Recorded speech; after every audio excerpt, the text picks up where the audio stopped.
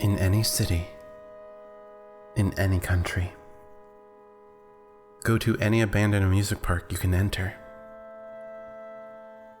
Find the largest roller coaster in the park, no matter its condition.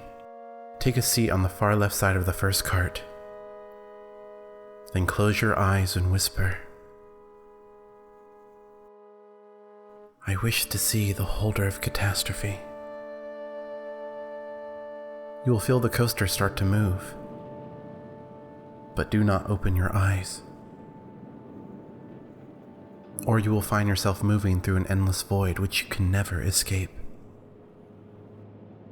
The coaster will then slowly start to head up for what seems to be ages as you listen to the rumbling of the tracks. You will then hear voices whisper to you, asking you to save them. You must not respond to them in any way, or they will take you away to the same void to which they belong. The voices will stop speaking to you, and the cart will come to a stop. With your eyes still closed, you must grasp the bar in the cart as tightly as you possibly can, or you will be left behind forever. After you do so, you will feel yourself plummeting straight down at impossible speeds. The rushing winds will only compound the rapidly chilling air. The cart will continue on its path, despite the frigid temperature that you will feel, freezing you to your core. As you sense the cart around you disappear, you must keep hold of the bar, as it is the only thing keeping you attached to reality. Abruptly, you will stop. Drop the bar and sit still with your eyes closed until you start to hear the sound of a carnival fanfare in the distance. Only then can you open your eyes. You will be greeted by a large pinstripe circus tent a few yards in front of you, surrounded by meadows and happy people, young and old. You must walk towards the tent, staring at the small entrance which is shrouded by darkness. As you continue walking, the scenery around you will start morphing. Slowly, the meadow will wither away. The carnival music will slow and bend in pitch, until it hardly resembles a tune composed by man. The people will decay in the very spots they stand. They will scream in agony and ask you to help them, yet you cannot look directly at them, or you will meet the same fate as these illusions. You must continue forward until you finally reach the dark entrance. Walk forward and allow yourself to be swallowed by the darkness. Do not stop or look back, as if you do either, you will never find an exit. Continue your walk into the void until you see a dim light in the distance and start to hear the sobbing of a man. Follow these two signs as you hear the crying of the man growing louder.